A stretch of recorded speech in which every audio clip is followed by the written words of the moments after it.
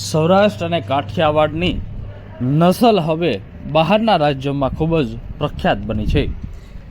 સૌરાષ્ટ્રની કાઠિયાવાડી બ્રીડના ઘોડાની માંગ બ્રીડિંગ માટે હવે અન્ય રાજ્યોમાં માંગ વધી રહી છે. જ્યારે જૂનાગઢના એક બ્રીડર પાસે રહેલો આ કાઠિયાવાડી અશ્વની બિહાર રાજ્યના અશ્વપાલકે 11,51,000 રૂપિયા આપી અને ખરીદી કરી છે. આ અશ્વને બિહાર પહોંચતા 4 દિવસ લાગશે. રાજુરાડા જૂનાગઢ અશ્વપાલક. આજે કાઠિયાવાડી ઘોડાનો ક્રેઝ ખૂબ વધી રહ્યો છે.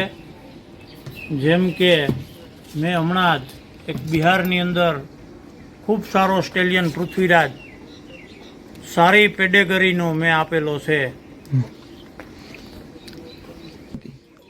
11 વર્ષનો ઘોડો છે. 11,51,000 રૂપિયામાં આપેલો છે.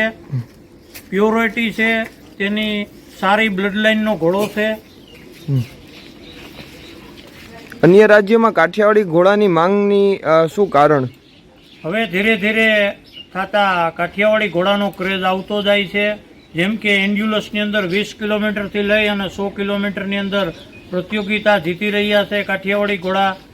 તો હવે મને એવું લાગે છે કે કાઠિયાવાડી ઘોડાનો ક્રેઝ પાછો આવે છે.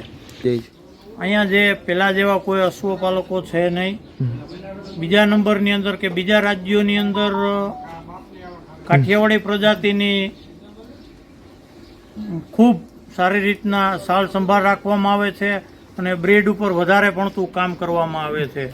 જેના કારણે કે કાઠિયાવાડી બ્રીડ ખૂબ મજબૂત અને ખડતલ છે. એટલે અહીંથી બિહાર એનિમલ એમ્બ્યુલન્સમાં લઈ જવામાં આવશે. એસીવાળી ગાડી છે અને અહીંથી એને ટ્રાવેલિંગમાં 4 દિવસ જેવું લાગશે ઘોડાને. અશ્વને બિહાર લઈ જવા માટે ખાસ પ્રકારની એમ્બ્યુલન્સ લાવવામાં આવી છે અને આ એમ્બ્યુલન્સમાં અશ્વને બિહાર લઈ જવામાં આવ્યો છે.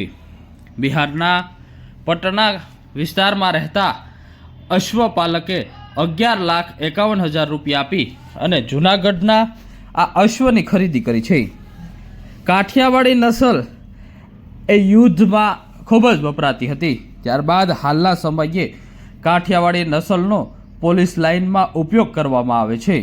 તો સાથે જ મોટી સંખ્યામાં પશુપાલકો, અશ્વપાલકો આ કાઠિયાવાડી નસલનો ઉપયોગ કરતા હોય છે અને હાલ આ પ્રચલિત કાઠિયાવાડી નસલ બ્રીડિંગ માટે હવે અન્ય રાજ્યોમાં માંગ વધી છે.